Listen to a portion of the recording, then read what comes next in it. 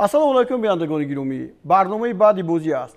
در روز برگزاری یا در روز جشن فوتبال جهانی ما امروز یک بازی سوپر جام نهایت زیبایی را تماشا کردیم که در اجرای هم دسته استقلال و هم ریگری تعداد منظور ما گردید. بازی آنقدر جالب بود که ما نمیتوانستیم که یک لحظه از این بازی چشم کنیم و آن را دیدیم و در حقیقت باور کردیم که فوتبال هست، فوتبال چگونه هست.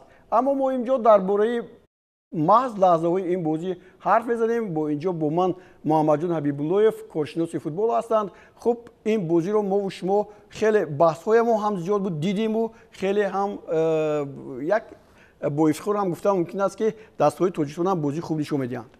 بله، پیش از همه میخواستم که دسته استقلال رو با غلبه نوبتی تبریک مبارکباد گویم و عموما در باره بازی اگر گپ زنیم، قسمی اول بازی بهد یک بازی خوب بود از هر دو طرف. بهد بگیم حالتهای گلزنی، هجومای گوناگون، پرتافتای خیلی زیبا و قسمت اول رو فقط همین بازیگری رقم 9 ریگر تداس که فریپوم بازیگری لیگانری خارجی بگیم همین بازی رو کمتر وای کرد، مشکل کرد برای دسته خود.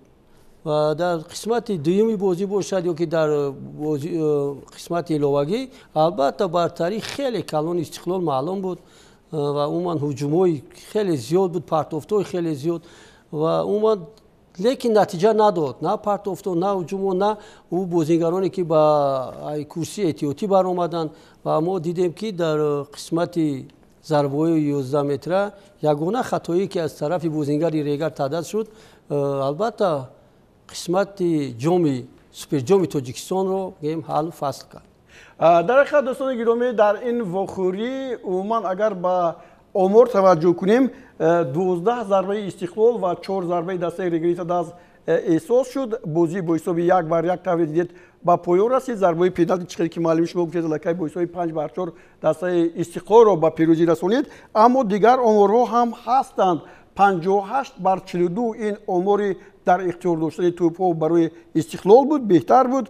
ضربه کنجی 7-1 به نفع استقلال است. خوب کارت‌های زرد 3-2 3 کارت زرد فوتبالبازان دسته ریگری تعداد گرفتند و همچنین 2 کارت زرد دسته استقلال. خوب از نگاه کارت‌های سرخ 1-0 است. ریگری تعداد در پایان قسمی اولی واخوری بازیگرش رو از دست داد چون که از میدان رونده شد. خوب دیگر هجوم‌ها 105-60 و هجوم‌های خطرناک 91-22 به نفع استقلال است. خب این دوستان گرامی، در حال می‌بینیم که اینجا داوری واخوری بعد دیدن حالت ناگوار در نزد دروازه دسته استقلال دوشنبه ضربه پنالتی تعیین کرد. بسیار فوتبالبازان دسته ریگری تعداد همگی یک مرتبه به هجوم گذاشتن اینجا و در همین یک هجومشون به زدن ضربه پنالتی موفق شدن. حالا ببینید اینجا داوری هم به درجه عالی بود. بودند لحظه هایی که مثلا شاید درباره اون هم گفتن ضرورت باشد، اما اینجا حالا ما میبینیم که محمدیف ضربه پنالتی رو به ثمر رسونید و دسته ریگری تعداد رو به صف پیش برود. شما در این مورد چی میگید؟ من در باره اول بازی گفتنیم که چخیلی که در بازی چمپیونات ما دیدیم، در بازی دسته روشن و استقلال در اول بازی استقلال عموما خط دفاع خیلی سست بازی میکرد و بار دیگر در دقیقه هفتم میبینیم که یک حالت البته غیر قانون غیر بازی در اینجا به عمل میاد و از جریمه 11 متره بازیگری دسته ریگاز بگیم ضربه 11 متره حساب بازی رو میکشوید. من چی گفتنیم که من دسته استقلال در اول بازی رو نه اونقدر خوب خط دفاع سر میکنه. گروه گلبران صدلو داور خیلی خوب اینجا کار کرد. با غیر اون که حالا بعضی یک حالتی هست که ما باید اینجا بگوییم، بعدی این گلی از دروازه گرفتنش استقلال تماما با هجوم گذشت و پای در پای در هجوم بود، اما نتوانست که با مثلا موفق شد. خب لحظه جایزه سپری اینجا حالا فرا میرسد. بیاید این لحظه رو میبینیم و بعد جایزه سپری ما با شما باز خواهیم گفت.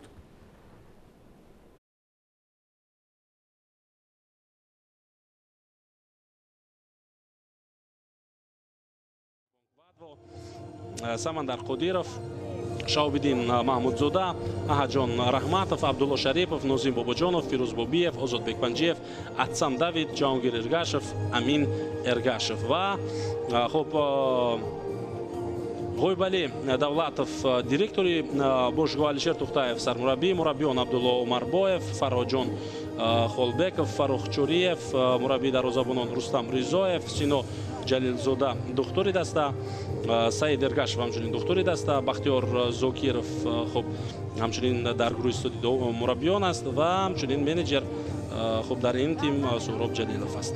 ҳоло ҳамагӣ ҷоизаҳои худро як инҷо мегиранд, ҳам футболбозон, ҳам ситоди мураббиён ва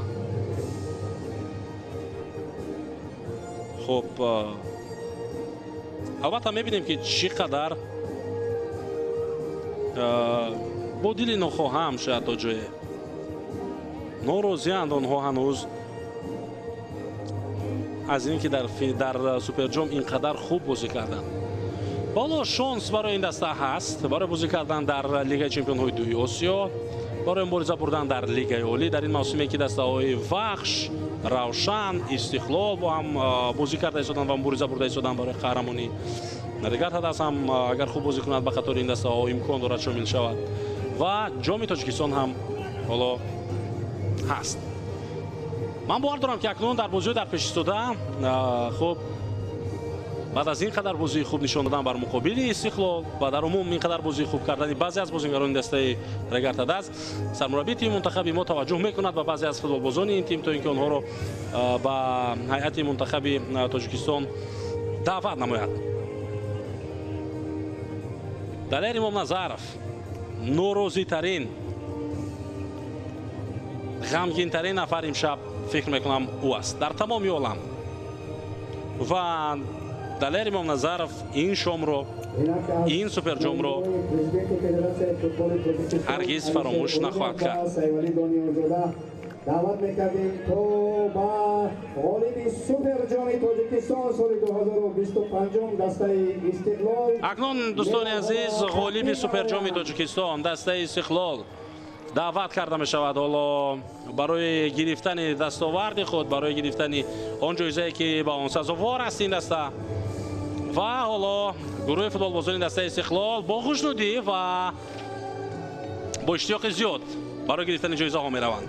Николас Тошич, Табрез Исломов, Учуко Ҷошуа, Содиқҷон Қурбонов, Ромиш Ҷалилов, Амирбек Ҷурабоев, Лоуренс, Ризо Дехони, Муҳаммаҷон Раҳимов, Алишер Ҷалилов, Рустам Соиров, Нуриддин Ҳасанов, Сафарали Музахраф, Аҳтам Назаров, Рустам Камолов, Масрур Ғафуров, Шаҳром Сулаймонов, Руслан Хайлоев, Окоро Жозеф, Абубакр Умар, Манучер Ҷалилов, Муҳаммад Назриев. Ин бозингароне буданд ки дар суперҷом номнавис шуда буданд ва дар ин бозӣ иштирок карданд. Баъзе онҳо дар ҳайати эҳтиётӣ боқӣ монданд ва ба майдон набаромаданд. Ва сармураббии ин даста албатта ки Егор Черевченко, ситоди мураббиён Юрий Батуренко, Дилшод Восиев, Дмитрий Тяпушкин, Дорде Коралик, Одил Эргашев, Масрур Муродалиев, духтурони даста Фарух Авезов, Эркин Додоҷонов ва ҳамчунин Далери Раҳимзода. ҳамаи онҳо хуб инҷо ҷоизаҳои худро мегиранд ва омода мешаванд акнун барои болои сар бардоштани ҷом. беҳтарин футболбози имшаб Маз Жозеф аст, бозингари шумораи 44 аз ҳайати дастаи Истиқлол.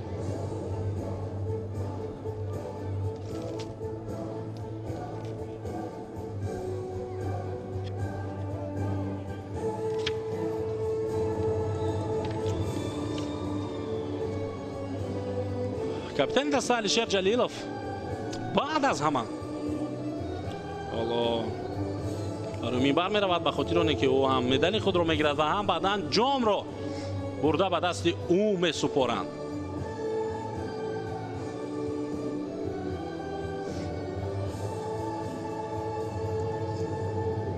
мухлисони дастаи Регат ҳадаз майдонро тарк карданд, вале мухлисони дастаи Истиқлол ҳанӯз дар майдон боқӣ монданд то ин ки ин лаҳзаҳои хушиву хурсандиву шодиро бо дастаи дӯстдоштаи худ حالا از جشن میگیرم. فدراسیون فوتبال تاجیکستان سیفعلی دانیالزاده دعوت میکردیم تا جام را به دسته غالب سپارند. بله اینجا جام به دست صاحبش سپریده می شود. صاحب این سوپر جام دسته استقلال است. تبریک میگیم دسته استقلال رو، تبریک میگیم تمام مخلصان این تیم رو و تشکر میگیم به دسته ها برای نشان دادن یک بازی عالی. و اینجا ما در همین لحظه شدی فوتبال بازان دسته استقلال گزارش خود رو به پایان میرسانیم. من اینامدین احمدزاد با جمع همکاران تکنیکی هم تا این دم در خدمت شما بودیم. تا دیدارهای دیگر.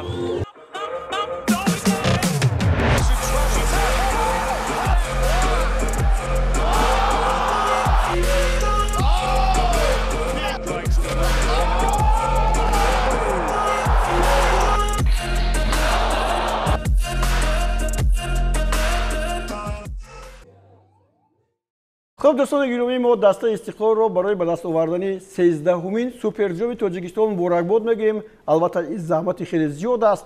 دستاندرکاران، همچنین مسئولان دسته، همچنین بازیگران دسته، این شرف هم هست که دسته استقلال نه تنها در گرفتن سوپر جام تاجیکستان بلکه در چمپیونات تاجیکستان و همچنین در جام تاجیکستان هم از همه افضلیت دارد. خب برمیگردیم با بازی برنامه بعدی بازی که اینجا ما شروع کردیم و خیلی سراسیمه بودیم که در این تنافسی که تا گرفتن سوپر جام اون رو به انجام رسانیم اینطور نشد. خب برمیگردیم با رفت این وخوری. تا اون لحظه بودیم که دسته رگریتا دست توانست که یک گل خیلی جالب از ضربه پنالتی زند، چون که در حقیقت اولین هجوم اونها با همین حالتی که اولو زده از پای افسونیده شد بازیگری دسته رگریتا دست و ضربه پنالتی هم تعیین شد و اون رو فوتبال بازی رگریتا دست با ثمر رسانیدند. بعد این ضربه هجوم‌های پای در پای استقلال شروع شد. شما در بازی استقلال چی رو ندیدید که اونها نتونستن گل‌ها رو به ثمر رسانند، یعنی لحظه‌های بهترین رو با گل انجام دهند؟ عموما خیلی که ما بسیار پرتوفت‌های از کانال می‌دیدیم، عموما هجوم کنندهایی که در خط هجوم استقلال بازی میکنن نه اونقدر قد و قامت بلند دارن و خیلی همه وقت پرتوفتو در همین بازی بسیار با من بازیگر ایران تبور ریزا خیلی معقول شد. در قسم اول خیلی بازی خوب نشون داد، لیکن دیگر بازیگران استقلال که بسیار از بازیشون من نه اونقدر روزی هم پیش از همه بازیگر رقم اینو سویروف یگون در خط هجوم یگون حالتی گلزنی هم نداشت. در همین بازی خیلی یک بازی خیلی ضعیف نشون داد.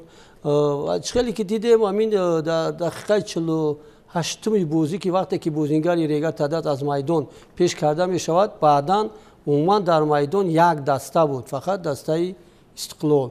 هجوم ها پای در پای می رفتن و همین خطایی که از طرف بازیگر ریگر تعداد سر زد، بازیگر رقم 9 این بازیگر یک کارت زرد هم داشت پیش از همین. بله.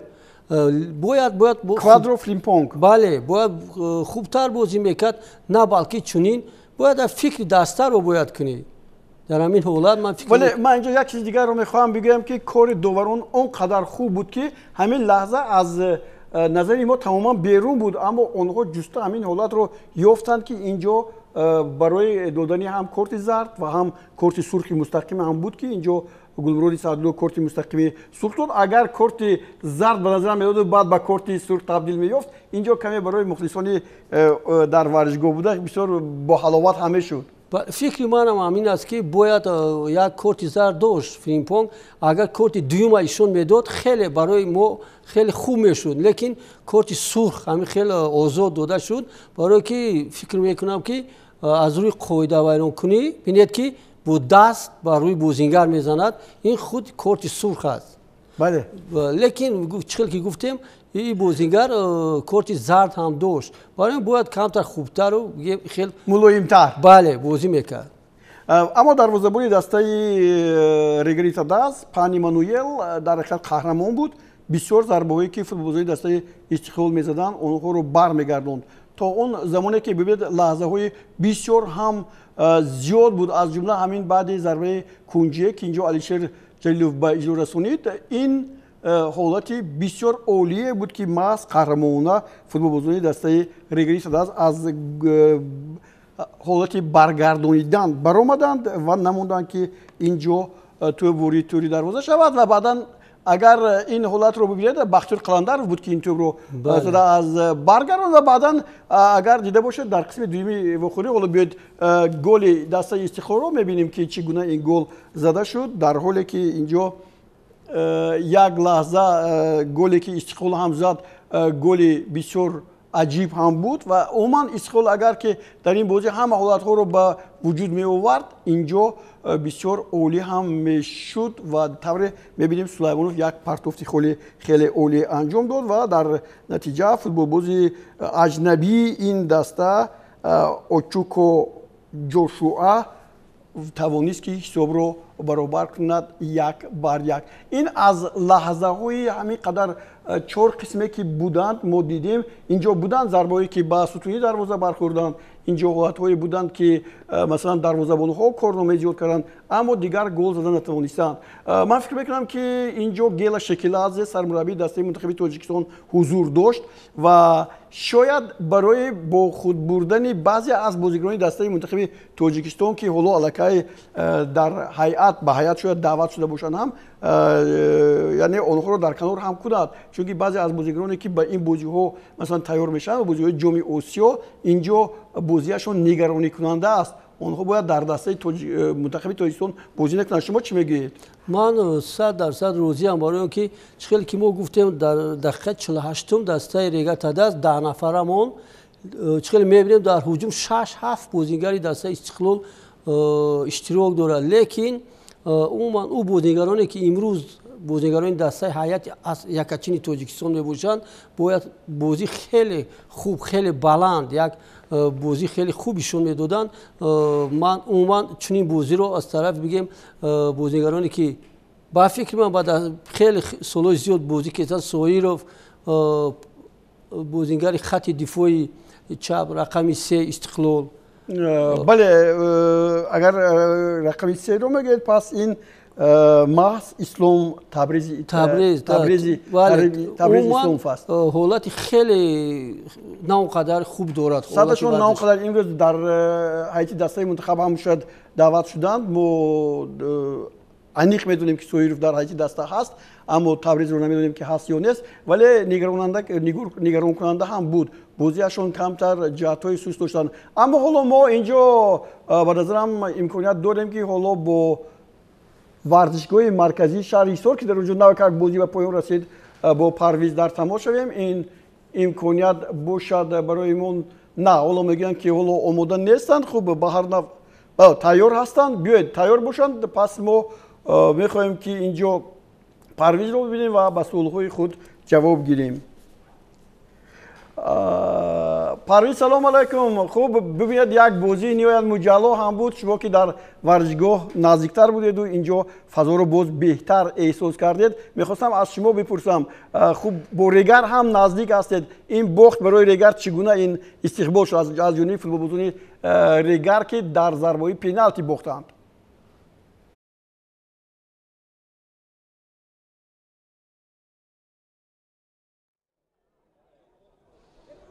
бори дигар дуруд мегӯем ба шумо ҳамкорони гиромӣ ва бинандагони арҷманд. чанд лаҳза пештар аз ин рақобат баҳри дарёфти Суперҷоми Тоҷикистон 2025 ҷанбаст шуд ва тавре мо дидем дар силсилаи зарбаҳои пеналти дастаи Истиқлол комёб шуду бори 13-ум дар таърихи худ тавонист барандаи Суперҷоми Тоҷикистон дар кишварамон гардад. воқеан ин як рӯйдоди дигари таърихӣ барои дастаи Истиқлол ба ҳисоб меравад ва дӯстони гиромӣ ҳамин лаҳзаҳо дар назди мо қарор доранд. Сармураббии дастаи Истиқлол Игор Черевченко ки эшон ва тамоми дастаи Истиқлол роҳбарияти ин тим ва мухлисон тарафдорони онҳоро бо пирӯзӣ табрик мегӯем ва мехостем андешаҳои он касро дар мавриди рафти бозӣ ва натиҷаи ба қайд гирифташудаи имрӯза шунида бошем.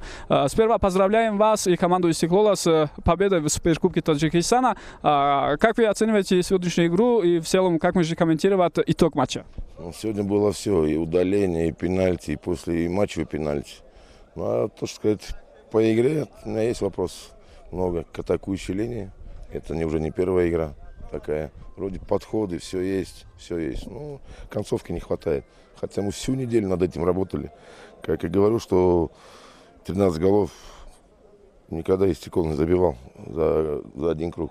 Поэтому меня больше всего вот это как бы и расстраивает. Вот. Ну, и Ригар молодцы, и ребята десятером отбивались, как бы и старались убегать в контратаке. Ну, просто созидать намного тяжелее, чем разрушать. Поэтому вот этот аспект, конечно, вот нас больше всего волнует. Ожидали, что будет после матча пенальти, или ожидали, что так будет продолжаться очень много время матча? Не, ну, кубок, он этим и хорош, что я же сказал перед игрой, что фаворит только на бумаге есть. Потому что это одна игра, все. И там любой соперник может любого обыграть. Поэтому здесь, когда кубок, суперкубок, финал кубка, тут загадывать лучше нас загадывать. А как вы выбирали список игроков, которые били после матча пенальти? Ну, во-первых, вчера это я сказал, что мы вчера по разу пробились. И самый важный фактор то, что ребята, кто уверен. Потому что у нас был список, но просто все равно надо было немножко уточниться, как они себя чувствуют. Потому что некоторые отказывались бить, кто выходил этот список, потому что там мышцы нагрузились. Вот. И так, и Ригар достойно бил 11-метровый, и мы. Так что поздравляю всех болельщиков, во-первых, с праздником. Я думаю, сегодня на самом деле праздник получился здесь, в Гисаре. Большое спасибо, удачи вам в следующих матчах. Еще раз поздравляем. Спасибо. бинандагони гиромӣ, дӯстони арҷманд, тавре аз суханҳои сармураббии дастаи Истиқлол бармеояд. Воқеан ҳам дар ҷараёни бозии имрӯза ҳамаи он чизҳое ки дар як бозии футболӣ метавонад иттифоқ афтад дида шуд. Корти сурх, пеналти дар вақти асосӣ, замони изофӣ, ду қисми иборат аз 15 дақиқаӣ ки он ҷо ҳам ғолиб муайян нашуд ва дар силсилаи зарбаҳои пеналти албатта таҷрибаи футболбозони дастаи Истиқлол фикр мекунам бозам баландӣ кард ва онҳо тавонистанд ба ҳадафи худ бирасанд. خب تشکر پرویز. ما با شما تشکر میگیم برای این مصاحبه که انجام دادید. خب برمیگردیم با رفتی بازی. برنف در اونجا ما یک حالتی رو دیدیم که بختیار قلندر رو وقتی که عوض شد ناراضی بود. او از چی ناراضی بود؟ با فکر ما بختیار میخواست که بازی رو دوام دهد، لیکن هم وقت مربی برای نتیجه بازی جوابگو است و فکر مربی هم نه هر کس میتواند قبول کند. خیلی که دیدیم البته بختیار هم با فکر سرمربی راضی نبود از میدان برآمدن، لیکن برآمدن بختیار هم با بازی یگان چی منفی هم نیاورد. در خط دفاع ریگر خوب برآمد میکرد، گرچنده که با 10 بازیگر بود. بله، اون تعویض‌ها یا خود عوض‌شوی‌هایی که در دسته‌ها بودند نتوانستند با رفت بازی تاثیر کنند. شما همین رو احساس کردید؟ اون بازیگرانی که در حیات دسته ریگر عوض شدن، ما یگان بازیگر رو گفتن نمیتونن که در رفت بازی یگان تغییرات داد. حالا میخوام معلم اینجا یک همین حالت رو ببینیم. اینجا یک بار از توشش با درونی دروازه در اومد. اگر همین رو یک بار بازبینی میکردن باز بازی جالبتر میشد. شما چی میگید؟ البته از همین حالتی که ما تماشا میکنیم خیلی مشکل است. خیلی اما توش در پایه‌اش در درونی دروازه بود. بله، لیکن البته اگر که فکر میکنم دوار اگر یک چند طرف تماشا میکرد ممکن حالت گل هم بود در اینجا. البته من فکر میکنم که حالت گل نبود. ما این رو در تنفس تماشا کردیم، ولی به هر نحو اگر میدیدند گروه داوران بسیار باز مجلوتر میشد و روشن‌تر. در بازی به نظر من چنین رسید که تاکتیک مربیگی احساس نشد. مثلا در هنگام اجرای ضربه‌های کنجی، هنگام ضربه‌هایی که اینجا جریمه‌وی بودند و ضربه‌ها زده شدند، ضربه‌های آزاد، همین چیزا رو من کم دیدم. شما چی بوده این رو مشاهده کردید؟ خیلی که پیش از بازی گفتم که این بازی یک امتحان پیش از بازی جام قهرمانی 2 است آسیا. هر دو دسته در بازی جام قهرمانی آسیا اشتراک میکنند و عموما وقتی که ما میبینیم پرتوفتو یا که ضربه‌های کنجی یا که ضربه‌های جریمه‌وی آزاد باشد، یگان خیلی یک رفت و گذار یک چیز کامبیناسیونی ما ندیدیم از هر دو طرف. اگر توپ کنجی باشد همین خیلی توپای کنجی با میدان پرتوفته می شود با میدان جریمه‌وی، لیکن ما یک بگیم که یک بازی کامبیناسیونی یک بین یا دیگر پرتوف انجام دادن، بله چونی اندر یک دیگر بازی کردن ندیدیم. یا که میبینیم هجوم هایی که استقلال انجام میداد ما فهمیدیم که دسته ریگر یک بازیگر کم است نمیتواند که 90 دقیقه یا 120 دقیقه بازی خوبشون کرد از بازی رو از خط دفاع سر میکرد ریگر تداد لیکن فقط ما میدیدیم که استقلال فقط پرتافتای کنجی داشت بازیگران خط دفاع جلیل رومیش جلیل و بعدن اختم نظر با میدان برآمدن فقط پرتافت از کنج میکردن نبود که یگان حالتهای کامبیناسیونی در نزد خط جریمه‌ای بگیم برآمده یک بازی با هم دیگر یک بازی شون داده یک چند بازیگر رو با یک پاس فن کرده فقط همین یک پرتافتی که دیدیم با گل انجام یافت تمام ما دیگر در این بازی بگیم فقط پرتافتای با این پرتافتور هم دقیق نبودند بله دروازه‌بان ریگر هم نقض بازی میکرد همون هم شهرام سلیمانوف برآمد بسیار یک پرتاب جالب انجام داد چیز دیگر رو میخواستم بگم بعد از نظر شما چنین نرسید که وقتی که رستم سویروف اینقدر خوب بازی نکرد باید منوچهر میبرآمد من فکر میکنم که از اول ما منوچهر جلیلوف رو انتظار بودیم که اینجا شاید بازی رو دیگرگون میکرد در این مسئله چی میگی من گفتم که البته سرمربی دسته استقلال با فکر من امین چی 11 متر رو انتظار بود شما خیلی خودش گفت بله برای همین من فکر کردم که منوچهر در قسم دیمی بازی میبراید اگر بازی با دورنگ انجام یابد منوچهر بازیگری با تجربه میتواند که در ضربه های 11 متره اشتراک میکرد باز یک سوال دیگر دارم در قسم های ایلووگی بغیر از یک ضربه که ما اینجا ضربه خوب دیدیم دیگر ضربه ها هم کم بودن اما پنالتی رو اجرا کردن اونقدر خوب بود که همه دروازه‌بان ها نتوانستن پیش روی این پنالتی رو بگیرند ولی خودی بازیگری دسته ریگری تداس اشتباه کرد و این اشتباهی خیلی یادمون هم بود خطا نمیکنیم زیرا بعد بازی ما الکی دیدیم که حالتش بسیار بد بود شما چی میگی عموما وقتی که دسته از روی ضربه 11 متره مغلوب میشود من فکر میکنم که نباید مخلصان یا که سرمربی از همین بازیگری که خطا زد از همین بازیگر باید بینن که همین توپ رو نتونست برای اینکه کدام نباشد میتواند خطا کند ما چون که در تاریخ فوتبال جهانی میدانیم که بازیگران با مانند بادج و مارادونا پلاتینی همین خیلی بازیگرانی که با نام با بازی نامورداری دولت و کشورشون بودن ضربه 11 متره نمیتونستن زده من فکر میکنم که دلیر امام نظر فهم البته میخواست که غلبه کند لیکن چنین شد در این فوتبال است چنین خطایی در فوتبال دیده خب پیشتر در دسته استقلال هم بازی کرده بود اکنون توجه ما از سوپر جام در روز جهانی فوتبال که بسیار خیلی عالی هم بود تماشا کردیم لذت بردیم قناعتمند هم شدیم ولی من میخواهم که دسته منتخب تاجیکستان پرقوت باشد از بازیگران ترکیبی یابد که آنها در حقیقت ارزنده دسته منتخب تاجیکستان باشد این رو چی میگی بله امروز چقدر که ما در برنامه گذشته هم در برنامه 90 دقیقه میگفتیم و امروز هم بار دیگه تکرار میکنم که دسته استقلال نه دسته است که سالهای پیشینه ما میدیدیم البته من همچون سرمربی دسته بگیم استرافشان کوکتور ریگر تداز رفشان وقتی که ما با دسته استقلال سر به سر میشیدیم خیلی برای ما مشکل بود برای اینکه عموما از سطح بازی استقلال خیلی بلند بود بازیگرانی که از خارج کشور دعوت میکردن خیلی سطح بلند داشتن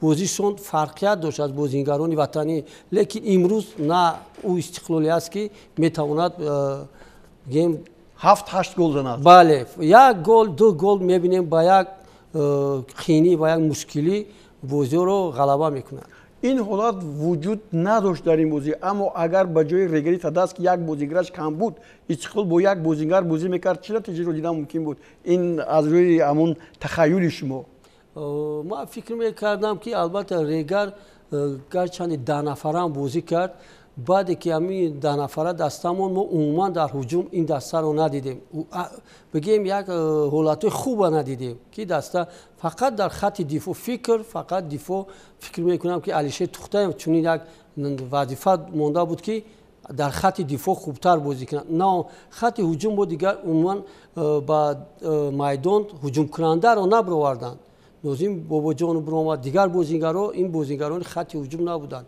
برای همین بسیارتر با خط دفاع چی میکرد اگر که دسته استقلال یک بازیگر کم میشد فکر میکردم و خیلی بازی خوب تماشا میکردیم برای که من همچون سرمربی گفتنیم من یگان بار ندیدم که در بازی جام در بازی فینال استقلال با یک بازیگر کم بازی کنه. خب به هر نوع اینجا استقلالی ها که در ترتیب و نظام بسیار هم دقیق بازی میکنند اجازت نمیدهند که یگان بازیگرشون از میدان بیرون شود. خب شما وقتی که دقل بازی کنند از میدان رونده میشن اما استقلال دقل بازی نمیکند. به هر نوع من فکر میکنم که امروز بازی بسیار بازی جالب بود. بازی بود که در حقیقت همه به سوالهای خود جواب گرفت از جمله گل شکل از که من لکه گفتم سرمربی دسته منتخب تاجیکستان در اینجا حضور داشت. پگاه ما از همه در گروه همون دسته وزنی ترین دسته فیلیپین است که ما اینجا خیلی خوب میدونیم. با نشود که با مثل سالهای پیشین همین گونه هم حالت ها رخ دهند که ما از گروه برآمده نتوانیم و با بازی های جام آسیا جام نوبتی آسیا که در عربستان سعودی میگذرد رو خط گیریم. از این رو باید با طور شما گفتید یک ترتیبی یا خود ترتیب و اصولهای نوی بازی رو در بازی فوتبال بازی ما باید پیدا کرد. همین چیز در خط نمیرسد. کمبودی ما اصلا همین است. مثلا هنگام ضربه‌های کنجی، هنگام مثلا ضربه‌های آزاد، هنگام ضربه‌های جریمه‌ای ما باید یک شکل اصولی نوی بازی رو پیدا کنیم. به نظرم اون چیزی که ما گفتیم همین است. بار دیگر ما همه مخلصان فوتبال، همه آنهایی که امروز روزی 25 می روزی جهانی فوتبال رو جشن گرفتند و این بازی رو تماشا کردند بار دیگر مبارکشان باشد. خب اینجا که در دل شب ما این سخن‌ها رو میگوییم شب خوش به شما تمنا داریم. در همین جا برنامه بعدی بازی رو نیز به پایان میرسونیم. خیر تا بازدید، شاد و پیروز باشید.